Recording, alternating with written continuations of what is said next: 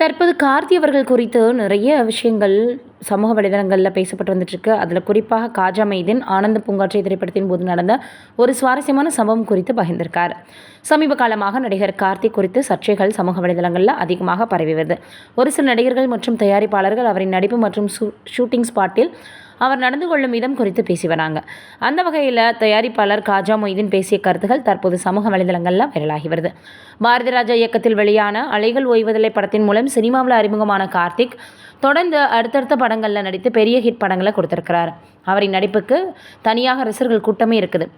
இந்த நிலையில் சமீபத்தில் பேசியிருக்கக்கூடிய அவர் என்ன சொல்லியிருக்காரு அப்படின்னா, அவர்கிட்ட நிறைய நற்குணங்களும் இருக்குது அப்படின்ற மாதிரியாகவும் ஆனந்த பூங்காற்று திரைப்படத்தின் போது நடந்த ஒரு சுவாரஸ்யமான விஷயத்தையும் சொல்லியிருக்கார். இயக்குனர் ராஜ்கபூர் இயக்கத்தில் 1999 ஆண்டு வெளியான படம் தான் ஆனந்த பூங்காற்று. அஜித், மீனா இணைந்து நடித்த இந்த படத்தில் கார்த்திக் ஒரு முழு நீள கேமியோ கேரக்டர் நடிச்சிருந்தார். பாட்டு வாத்தியராக இருக்கக்கூடிய கார்த்திக்கிடம் பாட்டு கற்றுக்கொள்ள வரக்கூடிய மீனா காதலில் இருக்காங்க.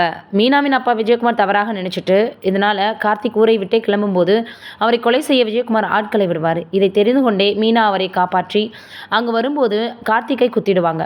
கார்த்திக் தனது மகனுடன் ரயில்வே டிராக்கில் மாட்டிக்குவார். அதன் பிறகு மீனா வந்து அந்த குழந்தையை மீட்டு விட கார்த்திக் இறந்துடுவார். இந்த காட்சி படமாக்கும் போது கார்த்திக் அந்த குழந்தையுடன் ரயில்வே டிராக்கில் மாட்டிக்கொள்ளும் போது ரயில் அவரை நெருங்கி வரும் ஜஸ்ட் மிஸ்ஸில் ஜம்ப் ஆகி வெளியில் வந்துடுவார். இந்த காட்சி படமாக்கும் போது அங்கே கூடியிருந்த 2000 பேரும் பதறிட்டாங்களாம். காட்சி முடிஞ்சதுமே அனைவருமே கண்ணீர் விட்டுருக்காங்க.